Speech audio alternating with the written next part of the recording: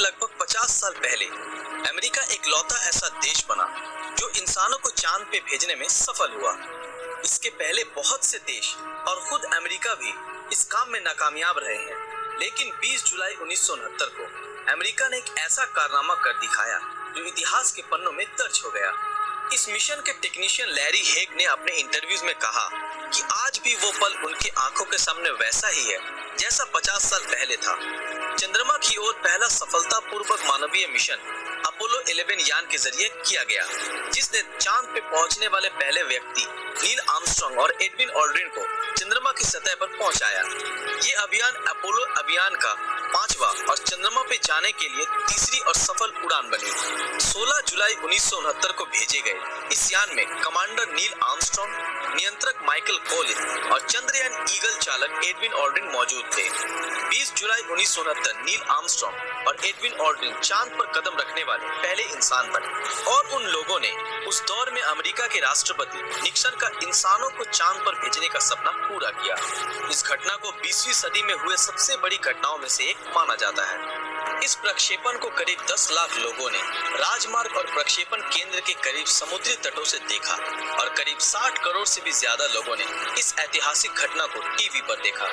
Apollo 11 अंतरिक्ष यान को सैटर्न 5 रॉकेट की मदद से 16 जुलाई 1969 को सुबह के 9:32 पर केनेडी स्पेस स्टेशन से भेजा गया था। सिर्फ 12 मिनट के अंदर ही ये पृथ्वी की कक्षा में प्रवेश कर गया और पृथ्वी का एक चक्कर लगाने के बाद SIVP नाम के रॉकेट ने उसे चंद्रमा के कक्ष पर डाल दिया और इसके ठीक 30 मिनट बाद सैटर्न 5 अंतरिक्ष यान रॉकेट के आखिरी चरण से अलग होकर चंद्रयान ईगल को लेकर चंद्रमा की तरफ आगे बढ़ने लगा। 19 जुलाई अपोलो 11 चंद्रमा के पीछे वाले हिस्से पे पहुंचा और अपने रॉकेट की सहायता से चंद्रमा के कक्ष में पहुंच गया। चंद्रयान के उतरने के लिए सी ऑफ ट्रैंक्विलिटी को चुना गया क्योंकि ये जगह समतल थी। रेंजर 8, सर्वेयर 5 और लियोनर ऑर्बिटर यान के जरिए इस जगह का पता लगाया गया था।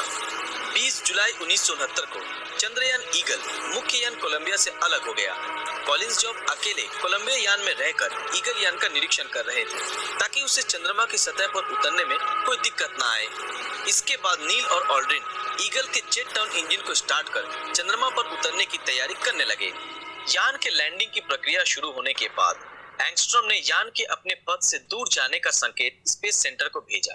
ईगल अपने निर्धारित समय से 4 सेकंड आगे चल रहा था। इसका मतलब ये था कि वे चुने गए जगह से मीलों दूर उतर सकते हैं। तभी ईगल कंट्रोलर और डायरेक्शन कंप्यूटर ने खतरे के सिग्नल भेजने शुरू कर दिए, जिससे आर्मस्ट्रांग और ऑल्ड्रिन, जो कि खिड़की से बाहर का नजारा देखने में मशगूल थे, उनका ध्यान उनके कंप्यूटर पर गया और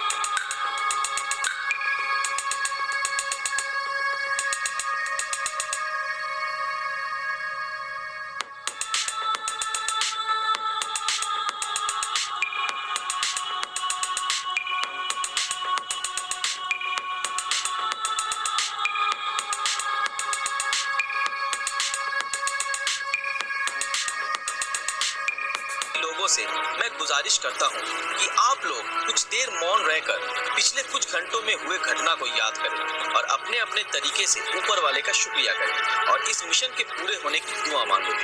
अपोलो 11 के लैंड के 6.5 घंटे बाद 21 जुलाई रात के 2:46 पर नील आर्मस्ट्रांग ने चंद्रमा पे अपना पहला कदम रखा और कहा, इंसान के लिए ये बस एक छोटा सा कदम है, लेकिन इंसानियत के लिए मानो ये एक बहुत बड़ी छलांग है। अगले 2.5 घंटों तक आर्मस्ट्रांग और ऑल्ड्रिन मिलकर तस्वीरें लेने, नमूने जमा करने और पत्थर जमा करने में लगाए।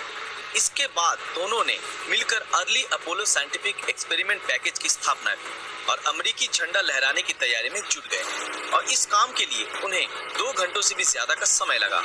इसके बाद तकनीकी बाधाओं और खराब मौसम के बावजूद चांद की सतह से टीवी पर सीधा प्रसारण शुरू हो गया, जो कि ब्लैक एंड व्हाइट था और जिसे लगभग 60 करोड़ से भी ज्यादा लोगों ने देखा।